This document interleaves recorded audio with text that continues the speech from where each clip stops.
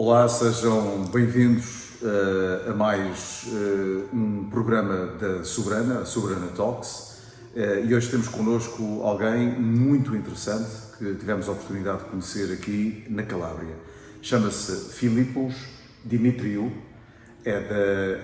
You are from the National Grand Lodge of Greece, isn't it? Yes. Okay, National Grand Lodge of Greece, and it's amazing because Philippus Dimitriou have been worshipful master several times from different symbolic lodges, but is also known as the president of the Masonic Institute in Greece.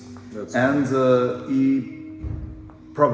is probably the man with the biggest Masonic library in Greece. He's an author, a very prestigious author.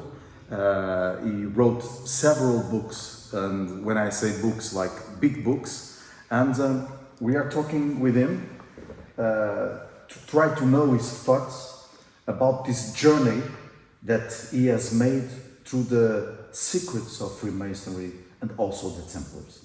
First of all, thank you very much, Philippus, to be here with our viewers. We have viewers from all over the world. We are viewed in more than 52 countries. And please share a little bit of your knowledge with our viewers. So, how did you become to have this huge library? What was what was you driven for? I like rare things in general. But when I entered Freemasonry in my first symbolic lodge, I admired a lot, all these symbols and decorations that a new member admires when they enter the temple. And I was trying to decipher what we see around us in my own way, but in the beginning I was asking the old masters, what does that mean? Where can I seek for further information? Which books should I start reading? And the answers I was getting were not satisfactory. So I started this research path on my own, actually. I started looking randomly anywhere, started reading anything I could find, until I found my own path by building my own database with books. And at the moment, after 17 years of research, I've read a couple of thousands of books about Freemasonry. I know many hundreds of thousands of titles by heart and their content. And I started making an opinion about Freemasonry. And what is your opinion about Freemasonry? My opinion, because it's nice to talk in the real world, talking realistically, there is no such thing as one Freemasonry. We try to say in a simplified way, Freemasonry is something, and we give a definition. There are many definitions. There are many Freemasonries. They are not all the same. It's very simplified to say that Freemasonry is unified, it has one goal or one target or whatever. That's not true. There are many systems. Each system gives its own point of view based on its own history, its own location, its own language. There are many Freemasonries. You told that you have been working with some scholars, with some Freemason scholars in America. Who are they and why did you contact them? When we do research and there is a necessity to do a lot of research, we need to love what we do, to write books like I do, and we need to love what we do, and we search every source. We need to understand the personality of each author. Reading a book about Freemasonry means nothing unless you know very well the author. Who is he? What's his character? What's his, opinions about various things in life? So you understand his way of writing and what he wants to say, or if he's not, in case he's not very honest, because they are not all very honest, what he has behind his thoughts and try to pass you as a message. So I have been in contact with many authors and historians all over the world that are actually alive, because the best of them are not with us in this world anymore. But the ones that are still with us, I'm trying to be in touch, and each specialist in the United States and most importantly in France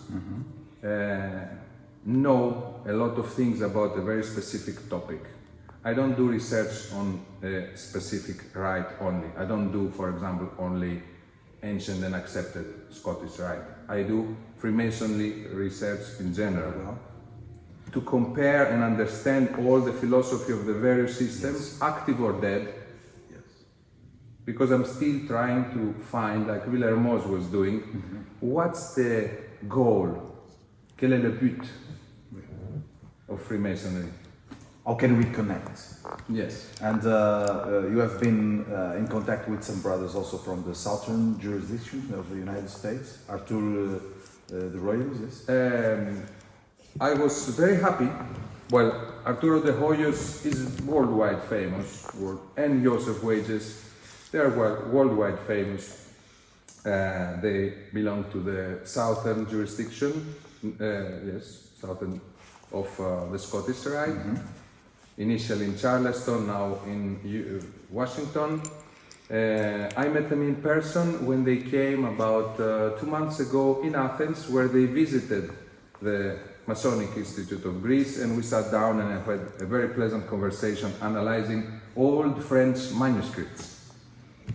And why do you say that for you the French authors are very important? Is because of the essence also of the Freemasonry, or do you have more literature in French? My statistics, personal statistics, roughly, if we say that there are roughly 300,000 books about Freemasonry, people think Freemasonry is a secret thing and we cannot find information. Believe me, there are many books about Freemasonry, hundreds of thousands. There might be 300,000 books. More than half are in French. So that's the source. For me, that's where it all began. We say it began in England. The more I search, the more I don't believe it. In England started something that sells a lot. It's, easy to understand. 1717, the foundation of the first Grand Lodge. We're not even sure it's the first Grand Lodge. It's not the first Grand Lodge. There were many Grand Lodges before, in a different sense. But the point is not the Grand Lodge as a system. The heart of Freemasonry is the Lodge, not the Grand Lodge, in the generic sense. Yes. So the Lodge is where life, free Masonic life, Freemasonry is done in the lodge. yes.